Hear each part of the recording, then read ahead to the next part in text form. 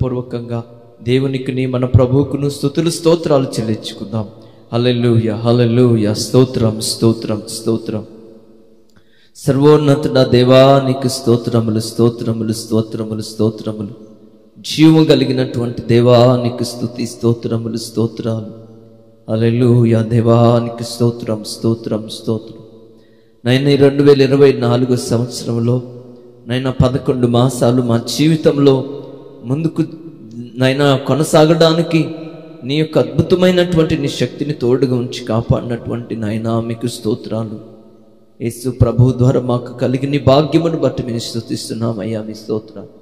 అంతేకాదు నీ సన్నిధిలో నివసించే భాగ్యం ఇచ్చావు నైనా, మీకు స్తోత్రములు స్తోత్రములు స్తోత్రములు. నైనా మిమ్మల్ని ఆరాధించే ప్రజలుగా చేశావు నైనా, మీకు స్తోత్రములు స్తోత్రాలు.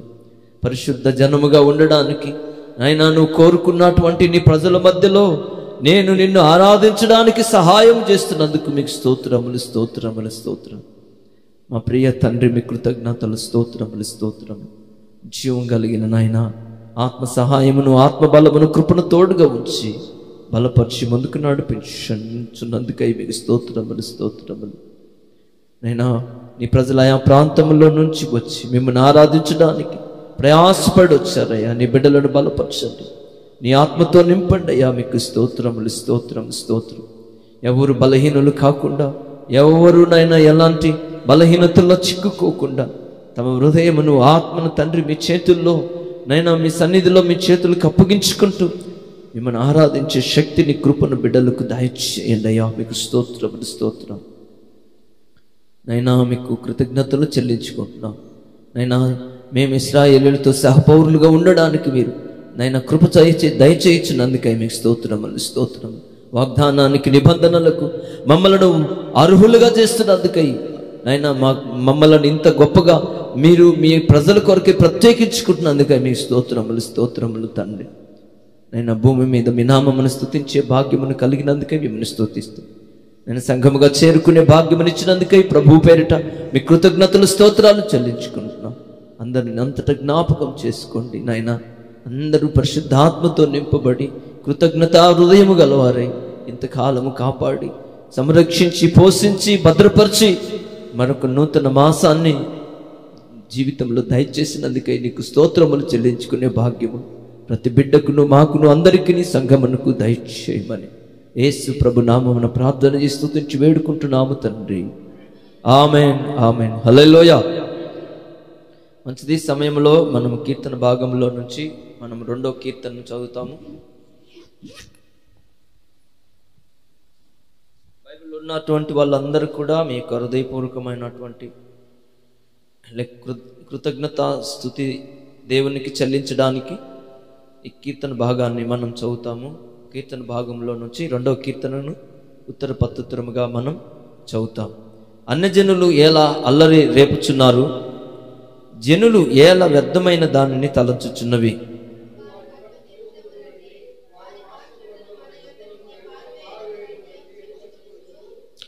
భూరాజులు యెహోవాకును ఆయన అభిషిక్తునికి విరోధముగా నిలవబడుచున్నారు. ఏలికలు ఏకీభవించి ఆలోచన చేయుచున్నారు.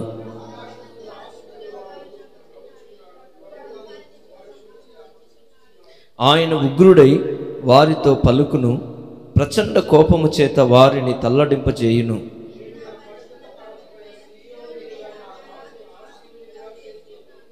కట్టడను నేను వివరించదను, యెహోవా నాకు ఇలాగు సెలవిచ్చెను, నీవు నా కుమారుడవు, నేడు నిన్ను కనియున్నాను.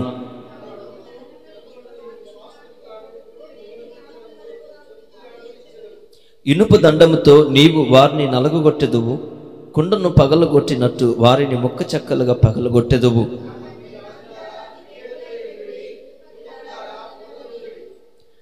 భయభక్తులు కలిగి యెహోవాను సేవించుడి, గడగడ వణుకుచు సంతోషించుడి.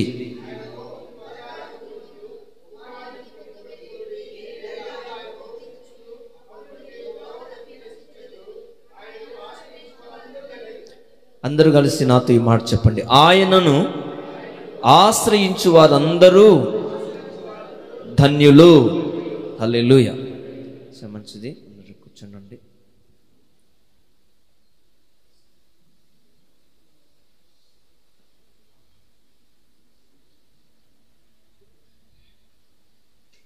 అందరికీ ప్రభు నామంలో హృదయపూర్వకమైనటువంటి వందనాలు తెలియజేస్తున్నాను.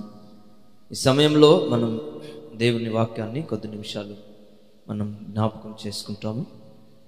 మరి దేవుడు గత 11 మాసాలు మనల్ని క్షేమంగా కాపాడి మనకు ఆయన ఈ 12వ మాసాన్ని కూడా ఈ సంవత్సరంలో ఈ చివరి నెల దేవుడు మనకు దయచేసినాడు. అందుకొరకై మనం దేవునికి కృతజ్ఞతలు చెల్లించుకుంటున్నాం. హల్లెలూయా. మంచిది. సమయంలో మనం పరిశుద్ధ గ్రంథంలో నుంచి దేవుని వాక్యాన్ని ఒక మాటను చదువుకుందాం. అపోస్తులుడైనటువంటి పేతురు గారు రాసినటువంటి మొదటి పత్రిక 2వ అధ్యాయము 23వ వచనాన్ని మనం ఈ సమయంలో దేవుని వాక్యంలో నుంచి చదువుకుందాం. ఆయన దూషింపబడి బదులు దూషింపలేదు, ఆయన శ్రమ పెట్టబడి బెదిరింపక న్యాయముగా తీర్పు తీర్చు దేవునికి తన్ను తాను అప్పగించుకొనెను.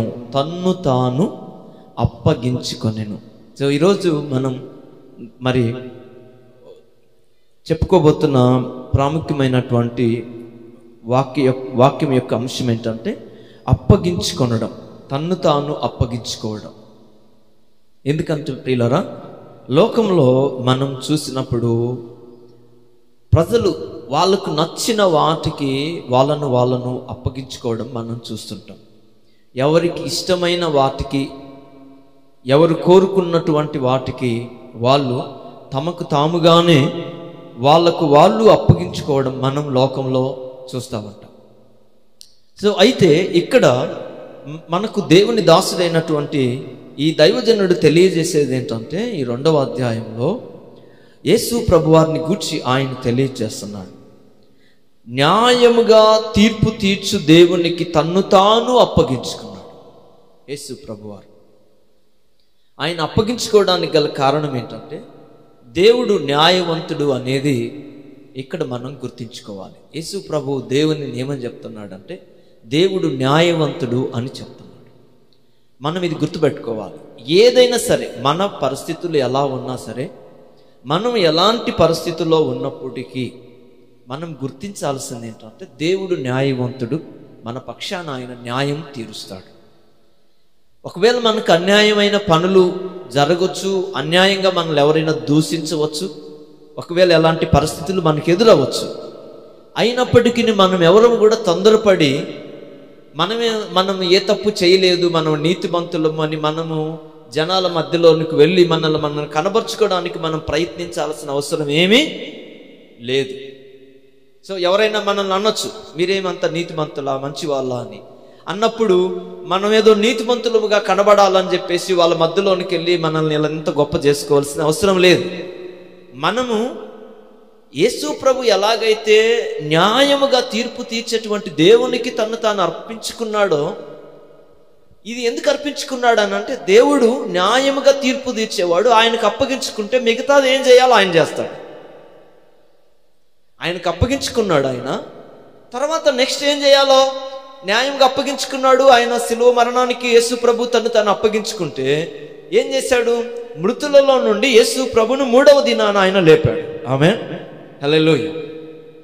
అంటే న్యాయంగా అప్పగించుకున్నాడు కాబట్టి దేవుడు ఆయనను 3వ దినాన తిరిగి లేపాడు. ఆయనను బైబిల్ అదే చెప్తున్నది, దేవుడు ఆయనను మృతులలో నుండి లేపెను అని. ఎందుకని? యేసు ప్రభువారు మరణాన్ని చూసి పారిపోలేదు, బాధలను చూసి ఆయన పారిపోలేదు, జనాలను చూసి ఆయన ఏమాత్రం సిగ్గుపడలేదు, దూషించుచున్న వారిని చూసి ఆయన ఏమాత్రము అవమానముగా ఆయన భరించలేదు, అనుకోలేదు. కానీ ఆయన తన్ను తానే హృదయపూర్వకంగా దేవునికి అప్పగించుకున్నాడు. ఎందుకంటే ఆయన వచ్చిన పని ఏంటో ఆయన నెరవేర్చాలి కాబట్టి ఆయన పనిని ఆయన నెరవేర్చాడు. నెరవేర్చేటప్పుడు తన్ను తాను దేవునికి అర్పించుకున్నాడు. ప్రియులారా, చూస్తే మనం బైబిల్ గ్రంథంలో ఒక మాట చూద్దాం. లూకాసు వార్త మనము 23వ అధ్యాయం 46వ వచనంలో యేసు ప్రభువారు దేవునికి తన్ను తాను అప్పగించుకున్నప్పుడు అప్పుడు యేసు గొప్ప శబ్దముతో కేక వేసి, తండ్రి నీ చేతికి నా ఆత్మను అప్పగించుకొనుచున్నాను అని ఆయన గట్టిగా కేక వేశాడు. కేక వేసి గొప్ప శబ్దంతో ఆయన తన తండ్రికి తన ఆత్మను అప్పగించుకున్నాడు. అంటే దేవునికి తన్ను తాను అప్పగించుకోవడం, న్యాయముగా తీర్పు తీర్చేటువంటి దేవునికి ఆయన తన ఆత్మను అప్పగించుకున్నాడు. అందుకనే ఆయన ఆత్మను దేవుడు ఆయన పాతాళములోనికి పోనివ్వలేదు, ఆయన శరీరాన్ని దేవుడు కుళ్ళు పట్టనివ్వలేదు. ఇది మనం గుర్తుపెట్టుకోవాలి. క్రైస్తవులు అనబడుతున్నటువంటి వాళ్ళు యేసు ప్రభు దగ్గరికి వచ్చినప్పుడు, మనం ఎవరమైతే యేసు ప్రభు నమ్ముకుంటున్నామో మనం తెలుసుకోవాల్సింది ఏంటంటే, యేసు ప్రభు తను తాను దేవునికి అర్పించుకున్నాడు కాబట్టి దేవుడు ఆయనను మృతులలో నుండి లేపాడు. ఆయన ఆత్మను ఆయన పాతాళమునకు అప్పగించలేదు, ఆయన శరీరాన్ని దేవుడు కుళ్ళిపోకుండా చేశాడు. కాబట్టే అంత శక్తి దేవునికి ఉన్నది. కాబట్టే యేసు ప్రభు వారు తనకు తానుగానే దేవునికి అర్పించుకున్నాడు. ఇది మనం ఖచ్చితంగా మన జీవితంలో మనం ఎప్పుడైనా కూడా మనం మర్చిపోకూడదు. ఎందుకంటే లోకము దేవునికి అర్పించుకోవట్లేదు. లోకంలో ఉన్న ప్రజలు దేవునికి అర్పితముగా మార్చబడడం లేదు. లోకంలో ప్రజలు ఎలా ఉన్నారని అంటే, హోషేయ గ్రంథాన్ని మనం చూస్తే, ఒకసారి మనం బైబిల్ గ్రంథంలో హోషేయ గ్రంథం 9వ అధ్యాయము 10వ వచనాన్ని ఒక్కసారి మనం చూసినప్పుడు ఏముంటుందంట, అక్కడ అరణ్యములో 9:10 హోషేయ గ్రంథము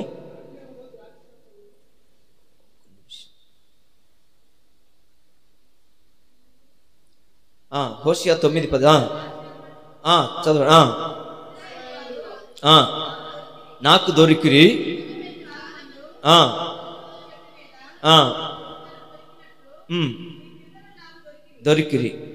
అయితే వారు, బాగా గుర్తుపెట్టుకోండి, వారు బయల్పోయేరు నొద్దకు వచ్చి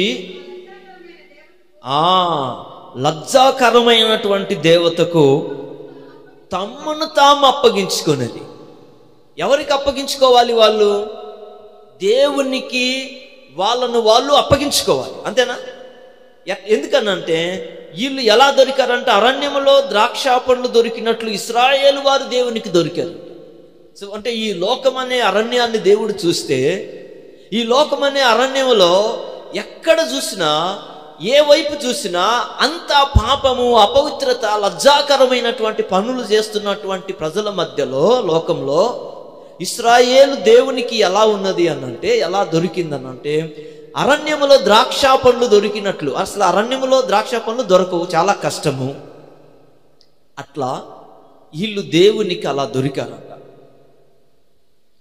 అరణ్యములో ద్రాక్ష పండ్లు దొరికినట్లు వాళ్ళు నాకు దొరికిరి. చిగురు పెట్టు కాలమందు అంజూరపు చెట్టు మీద తొలి ఫలము. చూసారా?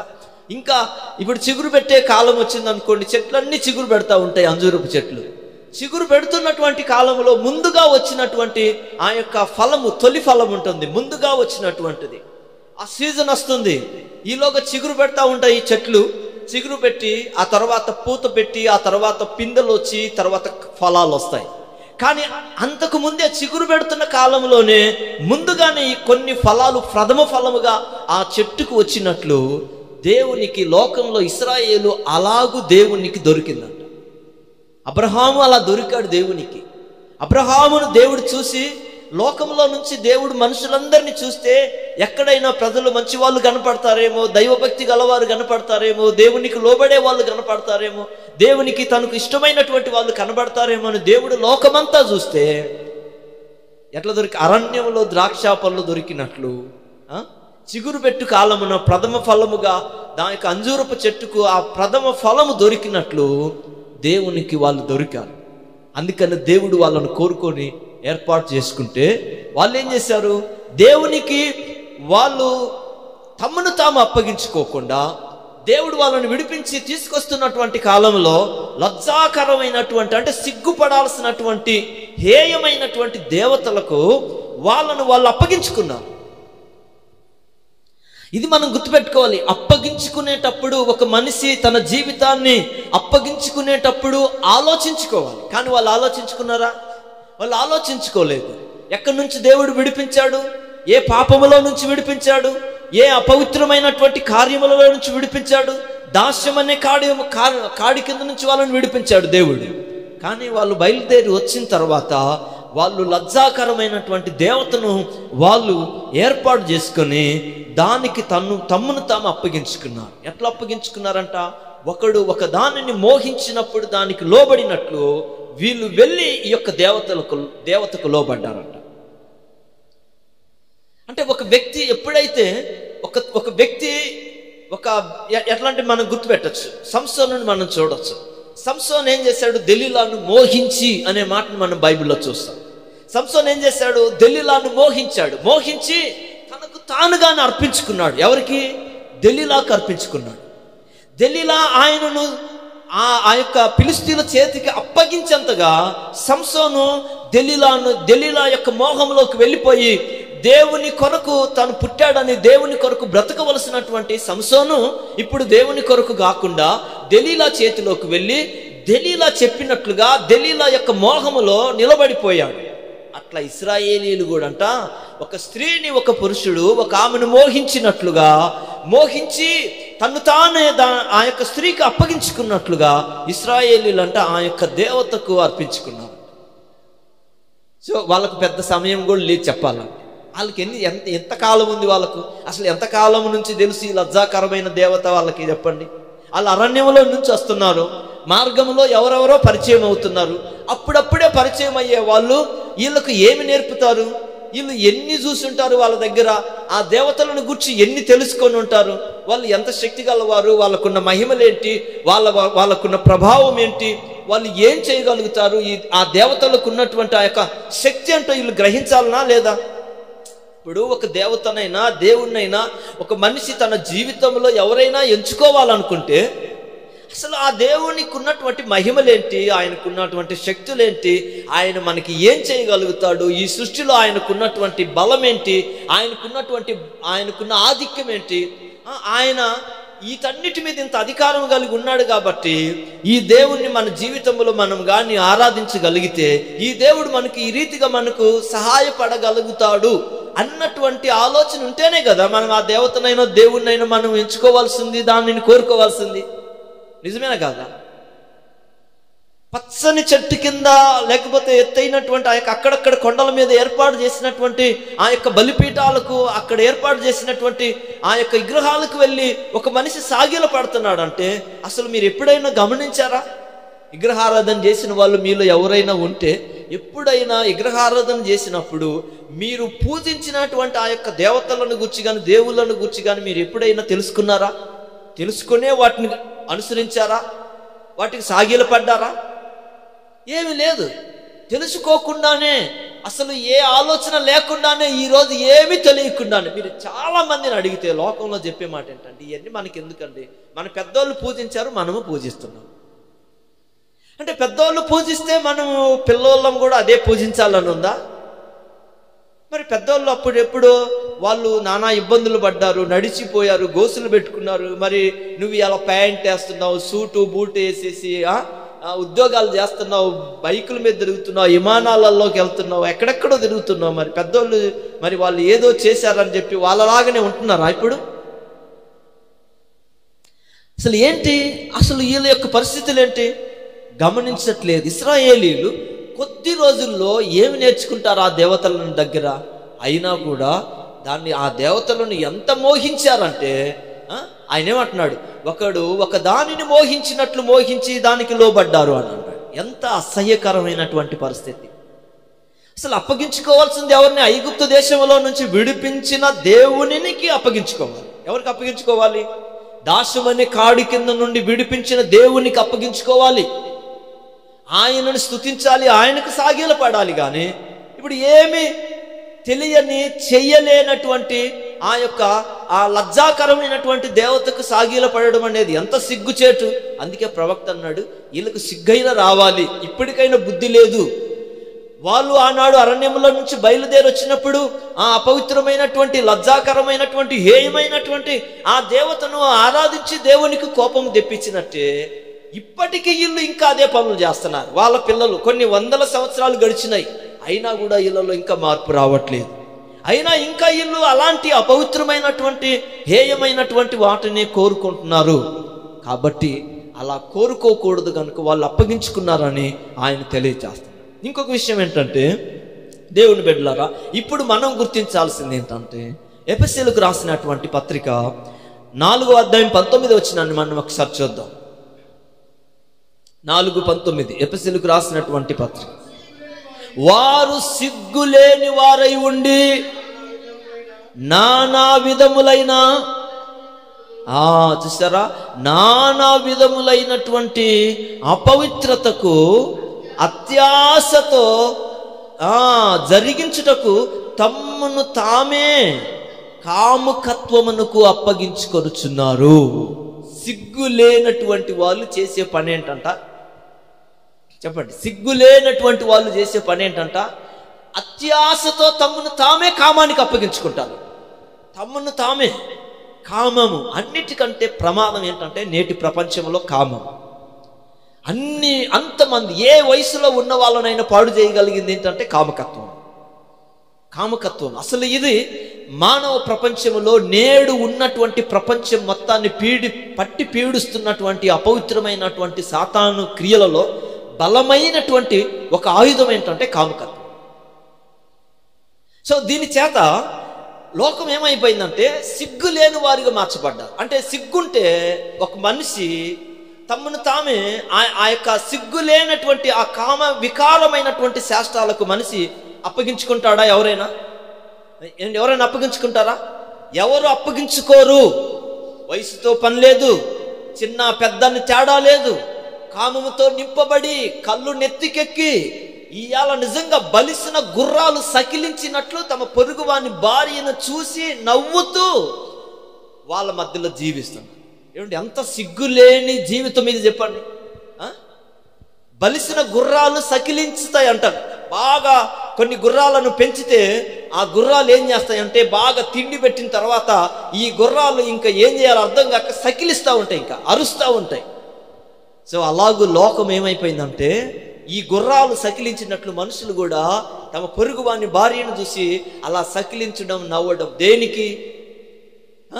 వాళ్ళ భార్యను ఎవరైనా చూసి నవ్వితే ఊరుకుంటారు వీళ్ళు? వీళ్ళు మాత్రం ఏరే వాళ్ళ భార్యను మాత్రం చూసి నవ్వాలా, చూడాలా, ఏదైనా చేయాలా. ఎదుటోడు మాత్రం మన భార్యలతో మాట్లాడకూడదు, ఎవరైనా మన భార్యలను ఎవరైనా చూడకూడదు, ఏమి అనకూడదు. మనం మాత్రం అన్నీ చేయొచ్చు. ఇది సిగ్గులేని వాళ్ళ జీవితాలలో ఉండేటువంటి పరిస్థితి. అందుకనే ఎవరైతే అలాంటి వాటికి ఇష్టపడుతున్నారో ఈ లోకం యొక్క స్థితి చెప్తుంది, బైబిల్ చెప్తుంది, వారు సిగ్గులేనటువంటి వారు. ఎవరు వారు అని అంటే అన్యజనులు అని అన్నాడు. ఎవరంట వాళ్ళు? అన్యజనులు. కాబట్టి దేవునిని ఎరుగనటువంటి ప్రజలు, దేవునిని విడిచిపెట్టినటువంటి ప్రజలు, సృష్టికర్త అయినటువంటి దేవునిని విడిచినటువంటి ప్రజలు ఏమవుతుంది? వాళ్ళ యొక్క హృదయం అంధకారం అయిపోయింది. ఇప్పుడు అంధకారమైనటువంటి హృదయంలో నుంచి మంచివి ఏమైనా బయటకు వస్తాయా? మీరు చెప్పండి. హృదయం అంధకారమైనప్పుడు, హృదయం అంతా పాపముతో చెడుతో నింపబడినప్పుడు మంచి మాటలు ఎందుకు వస్తాయి హృదయంలో నుంచి? మనం బయటకు వెళ్తే అంటారు అందరూ డబుల్ మీనింగ్ డైలాగులు అంట. అవును, డబుల్ మీనింగే. మరి ఏంది? అవును, హృదయం చీకటితో ఉంది వాడిది, ఆమెది చీకటితో ఉంది. మరి డబుల్ మీనింగ్ కాక నీకోసం మంచి మాటలు పలుకుద్దా? నీకోసం మంచి మాటలు మాట్లాడతాడా అతను? ఎవరైనా ఎందుకు మాట్లాడతాడు? మాట్లాడడు. అదే లోకంలో కవుల యొక్క జ్ఞానం అది. ఈ లోకంలో చమత్కారుల జ్ఞానం అది. ఈ లోకంలో పాపపు క్రియలు. మీరు సినిమాలు చూడండి, సినిమాలు మనం ఇంతకుముందు అందరూ చూసిన వాళ్ళే. సినిమా డైలాగులేంది, సినిమా మాటలేంది, సినిమా పాటలేంది, ఇవన్నీ అందుకని అన్నాడు పిచ్చి పాటలు అన్నాడు. అన్ని డబల్ మీనింగ్. ఒక్కటైన యథార్థంగా హృదయపూర్వకంగా మంచి మాట, మనిషి మేలు కోసం మాట్లాడే మాటలు మనకు దొరకవు. అంతా పనికి మాటలు, పనికిరాని మాటలు, పనికిరాని మాటలు, పనికిరాని పాటలన్నీ, అన్ని మాటలు. అందుకనే వాళ్ళ హృదయం అంధకారం అయిపోయింది, చీకటితో ఉంది. చీకటితో ఉన్నటువంటి ఈ యొక్క హృదయంలో నుంచి మంచి రాదు బయటికి, మంచి ఆలోచనలు రావు. వాళ్ళ హృదయాలు చీకటితో ఉన్నాయి, వాళ్ళ తలంపులంతా అపవిత్రతతో ఉన్నాయి. నీతో మాట్లాడే ఏ ఒక్క వ్యక్తి అయినా సరే నీ మంచి కోరి, నీకు క్షేమము కోరి, నీకు మంచి మాట చెప్పడానికి ఎవడు నీ వద్దకు రాడు. దొరికితే సింహాలు ఆ యొక్క క్రూరమైనటువంటి జంతువులు ఆ యొక్క మిగతా జంతువులను, సాధు జంతువులను చంపుకొని తిన్నట్టు తినడానికి లోకంలో ఉన్నటువంటి ఈ మనుషులు అంత మృగాల్లాగా ప్రవర్తిస్తున్నారు. సో దీనికి అద్దు లేనటువంటిది లోకం పరిస్థితి. అందుకని అన్నాడు, సిగ్గులేని వారై ఉన్నారు వాళ్ళ హృదయం అంధకారం అయి ఉంది, జీవగల దేవుణ్ణి తృణీకరిస్తారు, రక్షకుణ్ణి త్రోసివేస్తారు. కాబట్టి వాళ్ళ హృదయాలు అంధకారంతో నింపబడుతున్నాయి. కాబట్టి అలాంటి వాళ్ళు దేవునికి ఏ మాత్రమును వాళ్ళు తలవంచరు. వాళ్ళు సిగ్గులేని వారై ఉండి అత్యాశతోటి వాళ్ళ యొక్క అపవిత్రమైనటువంటి ప్రవర్తనను జరిగించడానికి, ఆ పాపపు జీవితాన్ని, పాపపు క్రియలను వాళ్ళ జీవితంలో జరిగించడానికి ఏం చేస్తారంట, వాళ్ళు తమ్మును తామే కామకత్వానికి వాళ్ళు అప్పగించుకుంటారు. వీళ్ళకు భార్యతో పని లేదు, భర్త ఉన్నాడని ఆలోచన ఉండదు, పిల్లలు ఉన్నారని ఆలోచన ఉండదు, జనం ఉన్నారని ఆలోచన ఉండదు, ఏమి కనబడవు, కంటికి అంతా చీకటి అయిపోయి ఉంటుంది. వాళ్ళు మనుషులున్నా ఎవరున్నా వాళ్ళకి ఏమి పట్టదు. వాళ్ళ యొక్క పని, వాళ్ళ పాపపు క్రియలు వాళ్ళలో జరగడానికి పూర్తిగా అప్పగించుకున్నారు గనక ఆ పాపం వాళ్ళలో జరిగించుకోవడానికి ఇష్టపడతారు తప్ప మిగతా ఏటిని పట్టించుకోరు. అందుకన్నాడు సిగ్గులేని వాళ్ళు అన్నాడు. సిగ్గుంటే అలాంటి పని ఎవడని చేస్తాడా? అది ఎంత హీనమైనటువంటిది. అలాంటి లోకము, అలాంటి కాలం. అందుకన్నాడు గలతీయులకు రాసిన పత్రిక 1వ అధ్యాయం 4వ వచనాన్ని ఒక్కసారి చూడండి. గలతీయులకు రాసినటువంటి పత్రిక 4వ అధ్యాయం. మన తండ్రి అయిన దేవుని చిత్త ప్రకారము క్రీస్తు మనలను ప్రస్తుతపు అతిగా చూసారా, దుష్ట కాలము, చెడు కాలము. ఏ కాలం అంటది? దుష్టకాలం. అది దాని పరిస్థితి ఏంటంటే అది దుష్టకాలం, అది చెడు కాలము. అందుకన్నాడు ఏది అంటే ప్రస్తుతం. మీరు ఎప్పుడుదో అనుకోవద్దు. ప్రస్తుతం, ప్రజెంట్. మనం ఏదైతే చూస్తున్నామో, మనం ఏ కాలంలో అయితే బ్రతుకుతున్నామో ఆ కాలము మంచి కాలము కాదు, ఇది చెడు కాలము, ఇది దుష్టకాలం ఇది అని ఎప్పుడు చెప్పాడు? 1900 సంవత్సరాల కిందట దేవుడు చెబుతున్నాడు. ఏమని? ఈ కాలం ఇది చెడు కాలము, ఇది దుష్టకాలము. అయితే ఈ దుష్టకాలములో నుండి దేవుడు ఏం చేశాడంట? ప్రస్తుత దుష్టకాలములో నుండి మనలను రక్షించాలని, మనల్ని రక్షించాలి. ఇంత దుష్టత్వం ఉంది, సిగ్గులేని జీవితాలు, ఈ అపవిత్రమైనటువంటి పాపపు క్రియలలో బ్రతుకుతున్నటువంటి ఈ మానవ జాతిని రక్షించడానికి యేసు ప్రభు ఏం చేశాడంట? ప్రస్తుతం దుష్టకాలంలో నుంచి మనల్ని విమోచించవలనని మన పాపముల నిమిత్తము తన్ను తాను అప్పగించుకున్నాడు. చూసారా? యేసు ప్రభు చేసింది ఏంటంట? నెంబర్ 1 ఆయన మనలను దుష్టకాలములో నుంచి విమోచించడానికి ఆయన తన్ను తాను దేవునికి అప్పగించుకున్నాడు. దుష్టకాలములో నుంచి విమోచించాలి. ఎవరు విమోచిస్తారు మనల్ని దుష్టకాలములో నుంచి? ఈ చెడు కాలములో అంతా చెడుకు, పాపానికి లోకము దాస్యమైతే, ఇక లోకమంతా అందరూ పాపానికే లోబడుతుంటే అసలు మనం ఎవరు విడిపించాలి? ఎవరు మనలను మంచి మాటలు మనకు చెప్పాలి? మంచి మార్గముల వైపు మనలను ఎవరు నడిపించాలి? మీరు చెప్పండి. 2000 సంవత్సరాలకు ముందు నుండి కానీ, క్రీస్తు శకం 2000 సంవత్సరాల నుండి కానీ ఈ ప్రపంచంలో, ఈ ప్రపంచం అంతటిని విమోచించగలిగిన వాడు, విడిపించగలిగినటువంటి వాడు ఒక్కడును లేడు. నిజంగా చెప్పాలి. అందుకన్నాడు నీతిమంతుడు లేడు, ఒక్కడును లేడు. అందరూ పాపము చేసి దేవుడు అనుగ్రహించు మహిమను పొందలేకపోతున్నారు. లేదు, నీతిమంతుడు లేడు, ఒక్కడును లేడు. దేశంలో భక్తుడు లేకపోయినన్నాడు. ఉంటే బాగుండేదన్నాడు దేవుడు. ఒక్కడన్నా ఉంటే భక్తుడు ఇంకొకడన్నా మార్చేవాడు. భక్తుడు ఒక్కడన్నా ఉంటే వాడిని చూసి ఇంకొంతమంది అన్న మారేవాళ్ళు. భక్తుడు ఒక్కడున్నా వానిని చూసి దేవునిని స్తుతించేవారు. అంటే భక్తి అంటే ఇలా ఉంటదేమో అని తెలుసుకొని చూస్తే దేశంలో భక్తుడు లేకపోయెను అన్నాడు. నిజమే, భూమి మీద మానవులందరూ కూడా ఎలాంటి వాళ్ళై ఉన్నారనంటే నీతిమంతులుగా లేరు. అందరూ త్రోవ తప్పారు, అందరూ పనికి మాలిన వాళ్ళు అయినారు. అందరి నోటి కింద ఏముందంట? వాళ్ళు తెరిసిన సమాధి. వాళ్ళ పెదవుల కింద సర్ప విషం, పాములు గరిస్తే ఎంత భయంకరంగా మనిషి విషమెక్కి చచ్చిపోతాడో, వీళ్ళ పెదవుల నుండి వచ్చే మాటలు కూడా అంత భయంకరమైనటువంటి మాటలే గాని మనుషులకు ప్రయోజనకరమైన మాటలు నోట నుండి పలికే వాళ్ళు లేరు. సో అలాంటి లోకం, అలాంటి ఈ దుష్ట కాలం ఏదైతే చెడు కాలం ఉందో, ఈ కాలంలో మన ప్రభు అయినటువంటి యేసయ్య ఈ లోకానికి వచ్చాడు. ఆమేన్, హల్లెలూయా. ఆయన ఈ లోకానికి వచ్చాడు. అందుకనే ఆయన ఎండిన వాక్యంలో యెషయా గ్రంథము 53వ అధ్యాయం మొదటి వచనంలో మనకు ఆ వచనం చదవండి. 53 మొదటి వచనం. ఎవడు నమ్మెను? యెహోవా బాహువు ఎవనికి ఏమో చదువు. ఎండినా మళ్ళీ చదువు ముందు నుంచి, అక్కడ కింద నుంచి. లేత మొక్క వలెను ఎండిన భూమిలో మొలిచిన మొక్క వలెను అతడు ఆయన ఎదుట పెరిగెను. లోకం ఎలా ఉంది చెప్పండి? ఎండిన భూమి. అంటే భూమి ఎప్పుడు ఎండిపోతుంది? వర్షాలు లేకపోతేనే కదా భూమి ఎండిపోయేది, నీళ్లు లేకనేగా భూమి ఎండిపోయేది. అంటే భూమి మీద నీతిమంతులు లేరు అని బైబిల్ స్పష్టంగా తెలియజేస్తుంది. ఎండిన భూమి. ఈ భూమి మీద మానవులను రక్షించగలిగినవాడు ఎవడు లేడు, మానవులకు విమోచన ఇచ్చేవాడు ఎవడు లేడు. మానవులందరూ త్రోవ తప్పిపోయినారు. కాపరి లేని గొర్రెలు ఎలాగైతే త్రోవ తప్పుతాయో, ప్రవక్తలు లేక, బోధించే వాళ్ళు లేక, సత్యమును బోధించే వాళ్ళు లేక, దేవుడు లేక ప్రజలు ఏమైపోయినారు? త్రోవ తప్పిపోయినారు. కానీ యేసు ప్రభు వచ్చే నాటికి భూమండలం ఎలా ఉందంట? ఎండినటువంటి భూమి. నిజంగా చెప్పాలంటే నీతి అనే వర్షము భూమి మీద లేదు, నీతిమంతుడనే వాన ఒక్కటి లేదు భూమి మీద. అందుకన్నాడు నీతిమంతుడు లేడు, ఒక్కడును లేడు అని చెప్పాడు.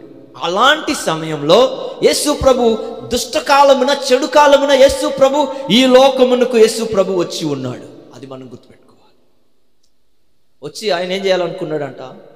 దుష్టకాలములో, చెడు కాలములో ఉన్నటువంటి మనలను రక్షించాలనుకున్నాడు. ఆమేన్, హల్లెలూయా. రక్షించాలి.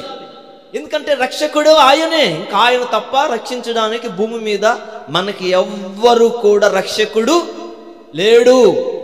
మనం రక్షించగలిగిన ఆ నామమే యేసు నామము తప్ప ఏరొక నామము నిన్ను రక్షించడానికి నీకు అవకాశమే లేదు. ఏ నామమున రక్షణ లేదు. పైన ఆకాశమందు గాని, కింద భూమి యందు గాని, భూమి కింద ఉన్న పాతాళమందు గాని, ఏ నామమున, ఏ మనుషులలో ఇవ్వబడిన ఏ నామమున రక్షణ లేనే లేదు. ఒక్క యేసు నామములోనే రక్షణ ఉంది. ఆ నామమే రక్షణ కలిగించేటువంటి నామం. అది అందుకనే ఆ నామము యేసు నామము అని. యేసు నామం. కాబట్టి ఆయన రక్షకుడైనాడు. మానవులందరినీ రక్షించడానికి ఆయన రక్షకుడయ్యి తన్ను తానే దేవునికి అర్పించుకున్నాడు. తన ఆత్మను దేవునికి అర్పించుకున్నాడు. అలాగున్న యేసు ప్రభు భూమి మీద తను తాను అర్పించుకున్నాడు. అలా అర్పించుకున్నటువంటి అతి ప్రాముఖ్యమైన విషయంలో దుష్ట కాలంలో నుంచి మనలను విమోచించవలను అన్నటువంటి ఆలోచన ఆయనకున్నది. సో ఇప్పుడు ఇంకొక విషయం చూద్దాం. అసలు యేసు ప్రభు మనం అప్పగించుకున్నటువంటి ఇంకొక విషయం ఏంటంటే, మనము గలతీయులకు రాసినటువంటి పత్రిక 1:20 చూస్తే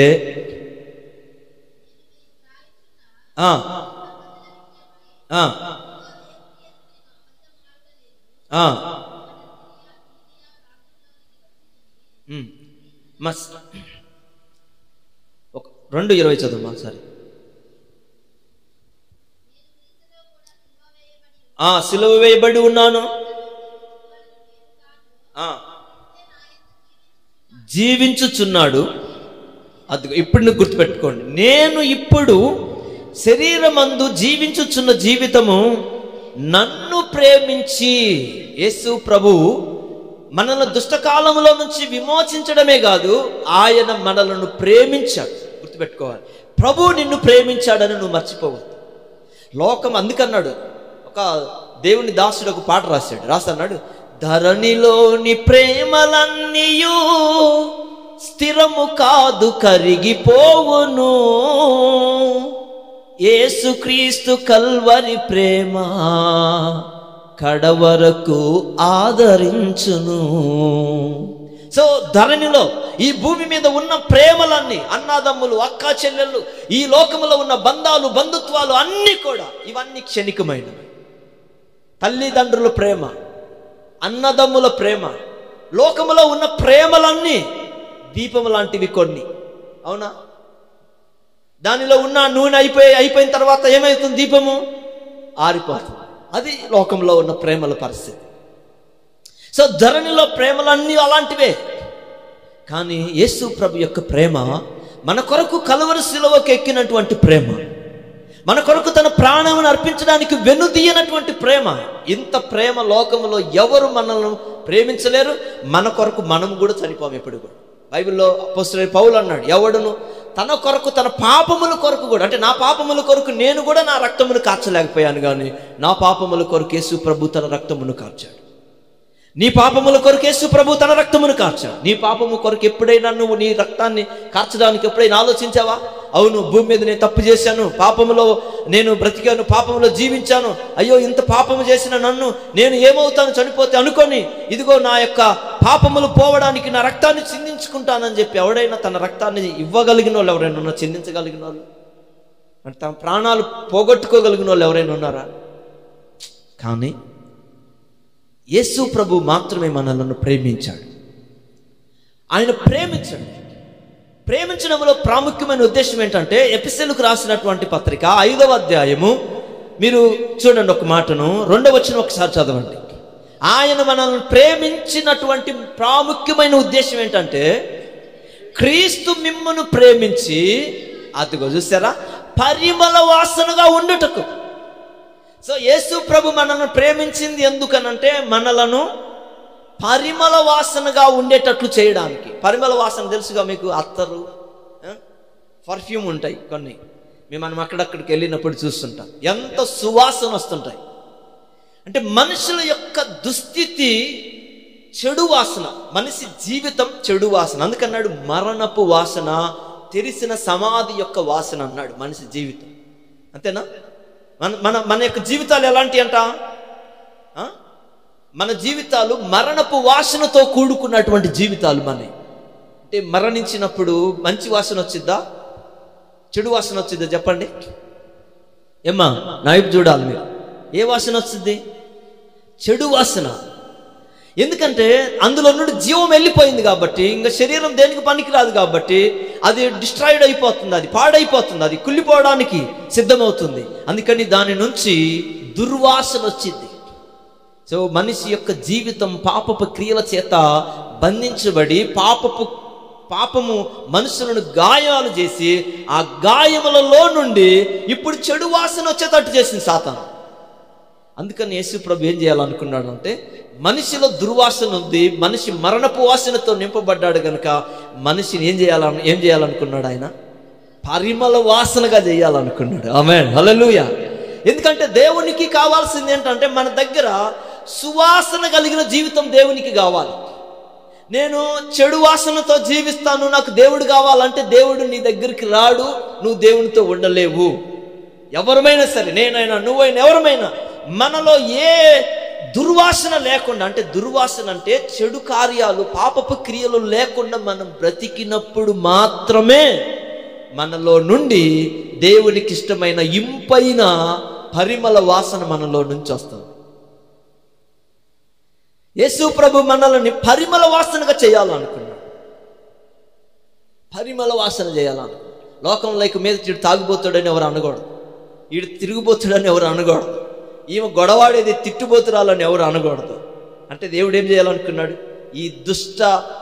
ఈ దుర్వాసనను తొలగించి, ఈయన మంచి వ్యక్తి, బుద్ధి కలిగిన వాడు, జ్ఞానము గలవాడు, ఏ చెడు అలవాట్లు లేనివాడు, వాటన్నిటిని విడిచిపెట్టి నీతిగా బ్రతుకుతున్నవాడు, ఇలాగున ఒక మనిషి జీవితం పరిమళ వాసనగా ఉండాలని యేసు ప్రభువారు ఏం చేశాడంట?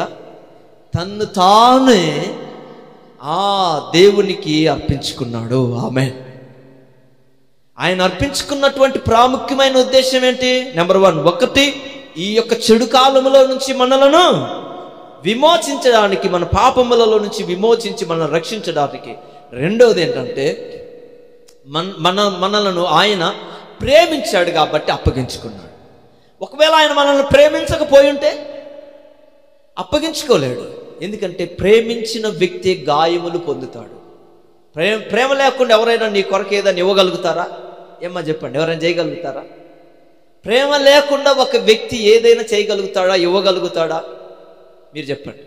ఒక వ్యక్తి ప్రేమించగలిగితేనే, ప్రేమించే మనసు వారిలో ఉంటేనే, వారి పైన ఆ ప్రేమ ఉంటేనే ఆ ప్రేమను బట్టి ఏదైనా చేయగలుగుతారు. ఏమన్నా అంతేనా కదా?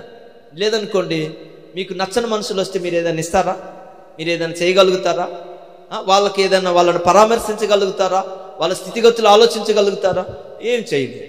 అదే ప్రేమించిన వ్యక్తి వచ్చారనుకోండి, ఇంకా మీరు మీ మనసులో ఉన్న ఆ ప్రేమను బట్టి వాళ్ళతోటి మీరు అన్నీ మాట్లాడతారు, వాళ్ళ క్షేమం అంతా తెలుసుకుంటారు. మీరు అంతెందుకు, ఇప్పుడు యోసేపు ఉన్నాడు. యోసేపు అంటే వాళ్ళ అన్నదమ్ములకు నచ్చట్లేదు. వెళ్తే వాళ్ళు ఆయనను చూడగానే ఎరా తమ్ముడు బాగున్నావా, చాలా రోజులైంది నిన్ను చూడక, వచ్చావు అని చెప్పేసి అన్నారా? లేకపోతే ఆయన అంత దూరంగానే ఉండగానే ఆయన మీద దుష్టాలోచనలోకి వెళ్ళారా?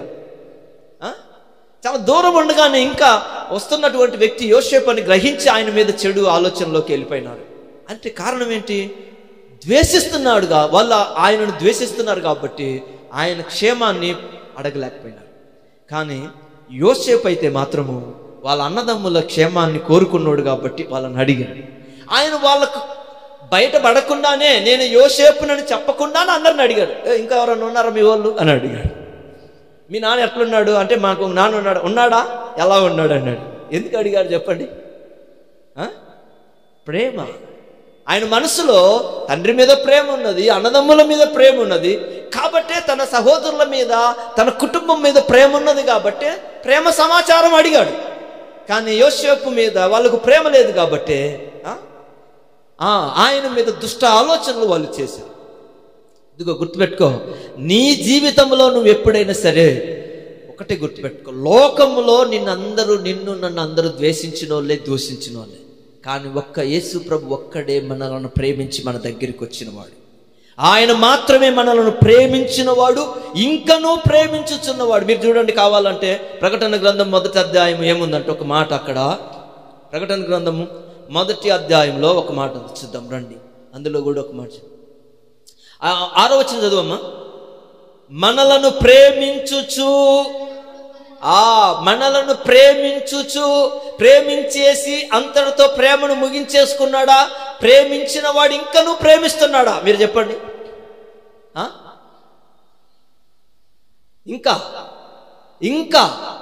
ఇంకా ప్రేమిస్తున్నాడు ఆయన. మనల్ని ప్రేమించుచు అంటే ఇంకా ప్రేమిస్తూనే ఉన్నాడు, నిన్నింకా ప్రేమిస్తూనే ఉన్నాడు, నిన్నింకా పరిమళ వాసనగా మార్చాలని ఇంకా కోరుకుంటూనే ఉన్నాడు, ఇంకా ఈ దుష్టకాలంలో నుంచి నిన్ను విమోచించాలని ఇంకా కోరుకుంటూనే ఉన్నాడు ఆయన. చూసారా? అది ప్రభు ప్రేమ అంటే. మన ప్రేమలు చాలా బాగుంటాయి, అన్ని అనుకూలంగా బాగుంటేనేమో మనుషులను బాగా ప్రేమించినట్టు, దగ్గరగా ఉన్నట్టు చేస్తాము. ఏదైనా కొంత తేడా వచ్చిందనుకోండి, ఇంక వెంటనే ఆ మనుషులను గెంటి పడేస్తాం. నిజం. ఈ రోజుల్లో భార్యాభర్తల్లో కూడా ఇలాంటి ప్రేమలు లేవు. తల్లిదండ్రులు పిల్లలను కూడా ఇంతగా ప్రేమించలేరు. కానీ యేసు ప్రభు ఆనాడు మన కొరకు ప్రాణం పెట్టి అన్నాడు, తండ్రి వీరేమి చేయుచున్నారు, వీరు ఎరుగురు గనుక వీరిని క్షమించమని చెప్పినటువంటి ప్రభు ఇప్పటికీ తండ్రి యొక్క కుడిపార్శ్వమున కూర్చొని ఏం చేస్తున్నాడు? ఆయన విజ్ఞాపన చేస్తున్నాడు ఇంకా నీ కొరకు. 1900 సంవత్సరాలైనా యేసు ప్రభు వారు ఇంకా ఇదిగో మన మధ్యలో ఉన్నటువంటి ప్రభు, మనతో ఉన్నటువంటి ఆత్మస్వరూపిగా మనలో ఉన్నటువంటి ప్రభు పరలోకంలో తండ్రి దగ్గర ఉండి మన కొరకు విజ్ఞాపన చేస్తున్నాడు. ఇంకా విజ్ఞాపన. కొన్ని 100 సంవత్సరాల నుంచి ఆయన పని దేవుని దగ్గర నీ కొరకు నా కొరకు ఆయన విజ్ఞాపన చేస్తూనే ఉన్నాడు. కారణం ఏంటో తెలుసా? మనల్ని ప్రేమించుచూ ఉన్నాడే గాని నేను ఇంకా నిన్నేమి నా వల్ల కాదు, ఇంకా నువ్వు మంచోడివి కాదు, మంచిదానివి కాదు, కాబట్టి నువ్వు నా దగ్గరకు రావద్దు, నేను నిన్ను పక్కకి నెట్టేస్తున్నానని నిన్ను నెట్టేసి వదిలేసినటువంటి అట్లా ఇక్కడ కనపడటం లేదు వాక్యంలో. ఆయన ఇంకా ప్రేమించుతూనే ఉన్నాడు. కానీ ఆ ప్రేమను మనం త్రోసివేసుకుంటే, నిరాకరించుకుంటే దానివలన నష్టపోయేది ఎవరంటే మనమే. ప్రేమను త్రోసివేస్తే నష్టపోయేది ఏంటంటే ప్రేమకు ప్రతిగా పగ పెంచుకోవడం. ప్రేమ కంటే ఇంకొకటి బలమైంది, ఇంకొకటి బలమైంది కూడా ఉంది. ప్రేమ బలమైందే, ఇంకొకటి బలమైంది ఏంటో ఉంది తెలుసా? మరణము కూడా బలము కలిగినటువంటి దానిని యేసు ప్రభువు జయించాడు. ప్రేమ మరణము కంటే బలమైంది. మరణం బలమైంది ఎందుకంటే దాన్ని ఎవడు ఆపలేకపోతాడు. అందరు చూస్తూ ఉండాల్సిందే, చనిపోయేవాడి దగ్గర నిలబడి చూడాల్సిందే తప్ప ఎవరైనా దాన్ని వెనక్కి తీసుకురాగలిగినటువంటి శక్తి ఎవరికైనా ఉందా? వెళ్ళిపోతున్నటువంటి ఆ జీవాన్ని, వాని శరీరంలో నుంచి వెళ్ళిపోతున్న ప్రాణాన్ని ఆపగలిగిన వాళ్ళు ఎవరైనా ఉన్నారా? ఏమా వినపడుతుందా మీకు? తలలో నేల కొంచెం పక్కండి, నా వైపు చూడండి. ఎవరైనా ఉన్నారా? ఆపగలిగిన వాళ్ళు ఎవరైనా ఉన్నారా? అది అలాంటి దానిని ప్రేమ చేత నీవు జయించే శక్తిని నీకు ఇచ్చాడు యేసు ప్రభువు. ఆయన ప్రేమించి మనల్ని ప్రేమించచ్చు, ఆయన మనల్ని పరిమళ వాసనగా ఉండడానికి ఆయన మనల్ని చేశాడు. సో నేను ఈ మాటలు మీరు గుర్తుపెట్టుకోవాలి. ముఖ్యంగా ఇంకా ఒక్క వచనం చెప్తాను, వచ్చేసారి చెప్తాను మిగతా విషయం. ఒక్క వచనం, ఎఫెసీయులకు రాసినటువంటి పత్రిక 5వ అధ్యాయము, ఎఫెసీయులకు రాసిన పత్రిక 5వ అధ్యాయం 27వ వచనం. నిర్దోషమైనది గాను మహిమ గల సంఘము గాను ఆయన తన ఎదుట దానిని నిలవబెట్టుకొనవలనని వాక్యముతో ఉదక స్థానము చేత దాన్ని పవిత్రపరిచి పరిశుద్ధపరచుటకై దాని కొరకు తన్ను తాను అప్పగించుకొనెను. యేసు ప్రభు అప్పగించుకున్నటువంటి ముఖ్యమైన కారణాలలో, ముఖ్యమైన విషయములలో ఇంకొకటి ఏంటి? నిన్ను పరిమళ వాసనగా ఉండడమే కాదు, ఏం చేయాలంట? నువ్వు పరిశుద్ధమైనదిగా, సంఘమంట పరిశుద్ధమైనదిగా ఉండాలంట. ఎలా ఉండాలంట? సంఘమును ప్రేమించాయన కలంకమైనను ముడతైనను అట్టిది మరి ఏదైనాను లేకుండా. కలంకం ఉండకూడదు. ఎందుకంటే అదే నేను అన్నాను. సో మొదటి నుంచి కూడా నేను మీకు చెప్పేది అదే, దేవుని బిడ్డలమైన మనము దేవుని సన్నిధికి వస్తున్నది దేనికనంటే మచ్చైనను ముడతైనను లేకుండా ఉండడానికి. మీరేం చేస్తారు? మచ్చలుంటే ఏం చేస్తారు? పోయేటట్టు చూసుకుంటారు. ముడతలు పడ్డాయనుకోండి, ఏం చేస్తారు? వస్త్రాలను ఐరన్ చేసి ఏం చేస్తారు? అవన్నీ తొలగిపోయేటట్టు చేస్తారా లేదా? అంటే నీట్గా ఉండేటట్లుగా మీరు వాటిని చేసుకుంటారు. సంఘం అలా ఉండాలని కోరుకుంటున్నాడు యేసు ప్రభువు. అందుకే ఆయన అప్పగించుకున్నాడు. ఆయన అప్పగించుకున్నటువంటి ప్రాముఖ్యమైన ఉద్దేశం ఏంటంటే సంఘము ఎలా ఉండాలనుకుంటున్నాడు ఆయన? కలంకం ఉండకూడదంట. సంఘంలో కలంకము ఏది ఉండకూడదు. ఎందుకంటే కలంకం అంటే ఏదైనా ఒక దానికి అంటే లోపం ఉండకూడదు. కలంకమైన ముడతలైన అంటే లోపం ఉండకూడదు. ఉంటాయి, మనుషుల్లో లోపాలు ఉంటాయి, కానీ వాటిని మనిషి ఏం చేయాలి? లోపములను గుర్తించుకొని లోపాలను ఏం చేయాలి? వాటిని తీసేసేయాలి. లోపములు ఉంటాయి మనిషి కాబట్టి, మనుషులలో చిన్న చిన్న లోపాలు ఉంటాయి. పెద్ద పెద్ద లోపాలని నేను చెప్పట్లేదు, అవి ఉంటే నాకు సంబంధం లేదు. అవి చిన్న చిన్న లోపాలు. ఎందుకంటే ప్రభుని నమ్ముకున్నారు, బాప్తీసం తీసుకున్నారు కాబట్టి మీ దగ్గర ఏదైనా చిన్న చిన్న లోపాలు ఉండాలి, కానీ పెద్ద పెద్ద లోపాలు ఉండకూడదు. పెద్ద పెద్ద గోతులను పూడ్చుకున్నంత లేదు. ఇంకా మీకు చిన్న ఏదన్నా ఎక్కడో చిన్న గాయమైంది అనుకోండి, మీకు కట్టుకోవచ్చు, ఇబ్బంది లేదు. చిన్న గుంటలైన అనుకోండి, వాటిని ఈజీగా పూడ్చుకోవచ్చు, ఇబ్బంది లేదు. మీరు బూడ్చలేనంత పెద్ద పెద్ద గోతులు తవ్వుకున్నారు అనుకోండి, ఇంకెవడు బూడ్చలేరు. వాటిని పూడ్చే అవకాశం ఉందా? ఎందుకంటే ఆల్రెడీ ఆయన మన గాయములు, మన యొక్క పెద్ద పెద్ద గాయాలను కట్టేశాడు. మరణమంతా గాయము కట్టేశాడు ఆయన. అన్ని పెద్ద పెద్ద గుంటలు, లోయ. అందుకన్నాడు బైబిల్ వాక్యంలో ఏమనుంది? లోయలల్లా ఏమవుతున్నాయట? పూడ్చబడాలి. వంకరవి, చక్కవి, గరుగువి, నునుపవుతున్నాయి. ఇవన్నీ చేయడానికి వచ్చేసాడు ఆయన, చేశాడు. ఇంకా మరలా మనం వెళ్ళిపోయి లోకంలో కుక్క తన వాంతికి తిరిగినట్లు, కడగబడిన పంది బురదలో దొల్లినట్టు మరలా వెళ్ళి ఆ గుంటలు గాయాలన్నీ చేసుకొని మరలా మనం అయ్యామనుకోండి, ఇంకేం ఉండదు. ఉండేది తీర్పు తప్ప ఇంకేం ఉండదు. న్యాయముగా తీర్పు తీర్చే దేవునికి నువ్వు చర్చికి వచ్చినంత మాత్రాన నిన్నేది వదిలిపెట్టాల్సిన రూలేం ఆయనకి లేదు. ఆయన వదిలిపెట్టాడు అట్లా. ఎవరైనా సరే నువ్వు చర్చికి వచ్చినా రాకపోయినా తప్పు చేస్తే దేవుడు ఎవరిని విడిచిపెట్టేదేమి లేదు. అందుకన్నాడు యేసుప్రభువు, న్యాయముగా తీర్పు తీర్చు దేవుడు అన్నది వాక్యంలో. సో కాబట్టి మీరు గుర్తుపెట్టుకొని, సో వచ్చేసారి చెప్తాను మిగతా విషయాలను. ప్రభు సన్నిధిలో జాగ్రత్త పడాలి. మనం ఇంకా చివరి దినాలలో ఉన్నాం. ఎప్పుడేం జరుగుద్దో తెలియదు. ఇటు వెళ్ళిపోయిన వాళ్ళు రావట్లేదు. చనిపోయిన తర్వాత మనలో ఉన్న లోపాలను చక్కదిద్దుకోకుండానే మనం చనిపోయామనుకోండి, ఆ లోపాల చేత మనం రేపు దేవుని దగ్గర తీర్పులోనికి రావాల్సి వస్తుంది. అందుకని మనం ఏం చేయాలంట, దానిలో నుంచి మనం బయటకు వచ్చేసేయాలి. దానిలో నుండి మనం బయటకు వచ్చేసేయాలి. ఇశ్రాయేలీయులు దేవునికి అప్పగించుకోలేదంట. వాళ్ళు తమను తామే ఆ యొక్క లజ్జాకరమైనటువంటి దేవతకు అప్పగించుకొని దేవునిని బాధ పెట్టారు. సో మనం అలాంటి పనులు మనం చేయకూడదు. లజ్జాకరమైనటువంటి పనులు చేసి దేవుని నామాన్ని అవమానము పరచకూడదు. మనం రోషంతో బ్రతకడం నేర్చుకోవాలి. కొన్ని రోజులు బ్రతికినా భూమి మీద పలానోళ్ళ పిల్లలు రానంటే తల్లిదండ్రులకు మంచి పేరు తెచ్చి సావాలంతే. చచ్చిపోయి పలానోడు ఊరక చచ్చిన పలానోడు అని అంటే ఉపయోగం ఏముంది? తల్లిదండ్రులకు పేరు లేదు, నమ్మకుడు దేవునికి పేరు లేదు, వానికి పేరు లేదు, ఊరక చచ్చాడు అనుకోండి, ఉపయోగం ఏముంది?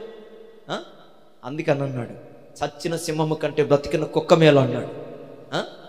చచ్చిన సింహము కంటే బ్రతికిన కుక్క మేలు. సింహం బతికుంటే గొప్పదే, చచ్చిపోయింది దేనికి పనికి వచ్చేది? కుక్క నాన్న ఇంటి దగ్గర ఉండదు. అందుకన్నాడు. కాబట్టి ఇంత పెద్ద పరాక్రమాలు, అంత పెద్దోని, ఇంత పెద్దోని, అంత చదువు ఉంది, ఇంత డబ్బు ఉంది, అంత కులం, ఇంత కులం అని పాపములో జత్తే ఉపయోగం ఏముంది చెప్పండి?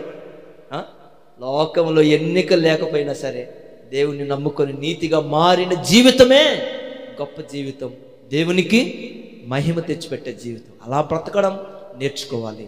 అలాంటి కృప ప్రభు మనందరికీ దయచేయును గాక. ఆమేన్.